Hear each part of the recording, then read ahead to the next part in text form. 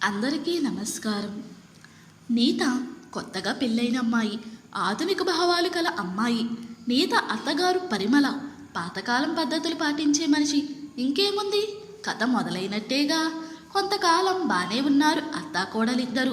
సగం సంవత్సరం గడిచాక గొడవలు, వాదనలు, సాధింపులు, కోపాలు, విమర్శలు అన్నీ దినచర్యలో భాగమైపోయాయి. ఒకరోజు నీతకు పరిమళకు పెద్ద గొడవ. నీత భర్త పరిమళ కొడుకు అయిన అజయ్ తల్లివైపు మాట్లాడాడు. అంతే, ఇహ నీత మనసు విరిగిపోయింది, మెదడు పాడయ్యింది. కోపంతో అలిగి పుట్టింటి వైపుకు సాగిపోయింది నీత. కోపంగా బాధగా ఉన్న కూతురిని తండ్రి అడిగాడు, ఏమైంది చిట్టి తల్లి అని. నాన్న, మందుల గురించి నీకు బాగా తెలుసు. ఏదైనా విషపూరితంగా పనిచేసే మందు ఒకటి నాకు ఇవ్వు. మా అత్తగారికి తినేదానిలోనూ తాగేదానిలోనూ కలిపేసిస్తాను. దాంతో ఆవిడ పీడ వదిలిపోతుంది నాకు అని పగతో మాట్లాడింది. అది విన్న తండ్రి షాకు తిన్నాడు. ఒక 10 నిమిషాలకు తనను తాను తేరుకునేలా ధైర్యం చెప్పుకుని నీతతో చెప్పారు, మీ అత్తగారికి నువ్వు పెట్టిన మందు వల్ల ఏదైనా అయితే నిన్ను నన్ను ఇద్దరినీ జైలులో పెడతారు తెలుసా అని. అయితే ఎలా నాన్న, నేను ఆవిడతో వేగడం? నా బతుకు నరకం చేసేసింది ఆవిడ. నాకు బతికంటేనే రోత పుట్టింది.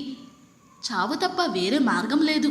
చస్తే నేనన్నా చావాలి, లేదా ఆవిడైనా వదిలిపోవాలి అని నెత్తి బాదుకుంది నీత. సరే నీత, ఒక పని చెయ్యి.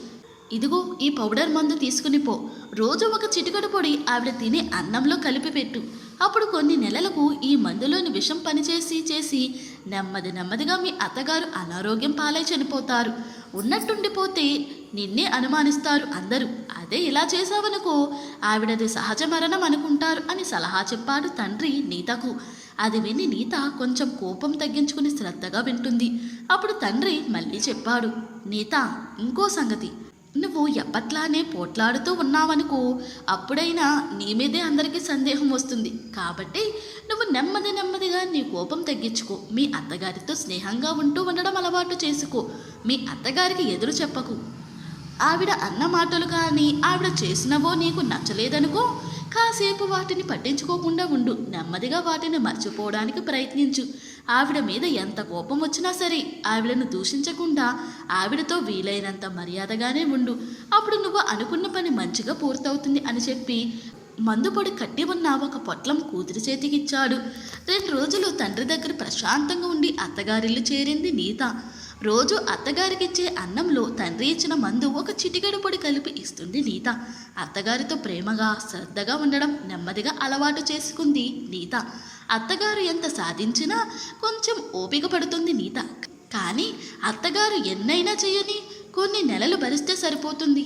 ఎలానో తర్వాత ఈ సాధింపులు దూషణాలు తప్పుతాయి అని అనుకుని నీత సహనంగా ఉంటుంది. 1 నెల తరువాత నీత అత్తగారు కూడా నీతతో ప్రేమగా ఉండడం మొదలుపెట్టింది. నీతకు తలకు నూనె రాసి మర్దన చేసి తానే నీతకు జడ వేస్తుంది పరిమళ. తలపై ఆవిడ చేతి చల్లని స్పర్శతో నీతకు ఆఫీస్ పని అలసటంతా తీరి ఏ టెన్షన్లు లేకుండా మంచి నిద్రపోతుంది నీత ఈ మధ్య. దానితో నీత మనసులో ఆలోచనలు నెమ్మదిగా కుదుటపడ్డాయి. పండుగ రోజు నీత తనకిష్టమైన బొబ్బట్లు తినాలనిపించి చెయ్యాలని ప్రయత్నిస్తుంటే అవి సరిగ్గా కుదట్లేదు.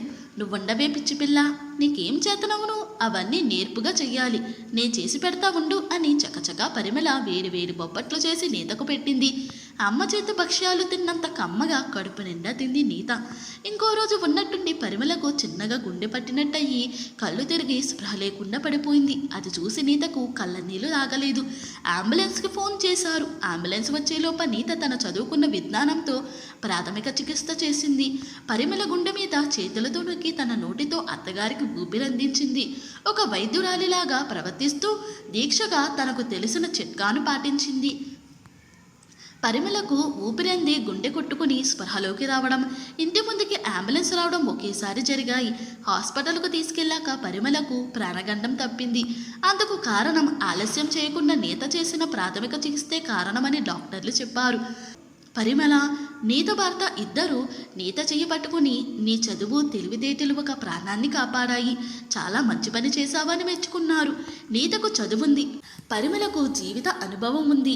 ఇద్దరు ఒకరిని ఒకరు నువ్వు నాలా లేవు అని తేడాలు వెతుక్కోకుండా ఎవరి సామర్థ్యాన్ని వారు, ఎవరి ప్రతిభను వారు ఒకరి కోసం ఒకరు వాడుతూ బంధాలను దృఢపరచుకుంటే సమస్యలనేవి ఉండవు. ఇది జరిగిన రెండో రోజే నీత తండ్రి దగ్గరకు పరిగెత్తుకెళ్ళి ఏడుస్తూ, నాన్న, దయచేసి మా అత్తగారికి నేను తినిపించిన విషయానికి విరుగుడివ్వవా ప్లీజ్ అని వేడుకుంది. ఎందుకమ్మా, ఆవిడ నిన్ను కష్టపెట్టిందన్నావుగా అన్నాడు తండ్రి. నాన్న, అది ఒక్కప్పటి మాట. బంధం మొదలైన కొత్తలో ఒకరినొకరం అర్థం చేసుకోలేక ద్వేషాలు పెంచుకున్నాం. ఎప్పుడైతే నేను ప్రేమగా ఉన్నానో ఆవిడ కూడా ఒక అమ్మలా నన్ను చూసుకుంటున్నారు. మా అత్తగారు నిన్ను నూరేళ్లు బతకాలి. ఆవిడ ప్రేమహస్తం నాకెప్పుడు తోడుగా ఉండాలి. దయచేసి తొందరగా విరుగుడివి నాన్న అని బతిమలాడుతుంది నీత. ఓసి పిచ్చి పిల్ల, విరుగుడు విషానికి అవసరం గాని పంచదార పొడికి కాదుగా అని ప్రశాంతమైన నవ్వుతో తండ్రి నీతకు సమాధానం చెప్పారు. అంటే అని ఆశ్చర్యంగా చూస్తున్న కూతురితో చెప్పారు నీత తండ్రి. బంధం మొదలైన కొత్తలో విభేదాలు సహజం. ఒకరినొకరు అర్థం చేసుకోవటానికి ప్రయత్నిస్తూ ఒకరినొకరు భరిస్తూ సర్దుకుపోవడం అలవాటు చేసుకోవాలి. అప్పుడే బంధాలు గట్టిపడతాయి. కొంచెం సమయం, సహనం ఒక బంధం నిలుపుకోవడానికి ఇరువైపుల వారు కేటాయిస్తే ఈ బంధమైనా ఎవరికి బరువనిపించదు. ఆ సమయం నీకు అవసరమని గ్రహించే నీకు కొన్ని నెలల సమయం అని గడువు పెట్టాను. విషం మందుపొడి అని చెప్పి మీ అత్తగారికి ప్రమాదం జరగకుండా పంచదార పొడిని చేసి ఇచ్చాను. ఇప్పుడు దేవుని దయ వల్ల మీ సహనం వల్ల మీ అత్తా కోడళ్ళిద్దరూ ఎంత దగ్గరయ్యారో చూసావుగా అని తండ్రి కూతురు తల నిమురుతూ మంచిని బోధించారు. వివిధ రకాల మనుషులు వారి వారి పెరిగిన వాతావరణం వల్లనో వారి వారి పరిస్థితుల వల్లనో ఎవరి అభిప్రాయాలతో వారు, ఎవరి ప్రవర్తనతో వారు రకరకాలుగా ఉంటారు.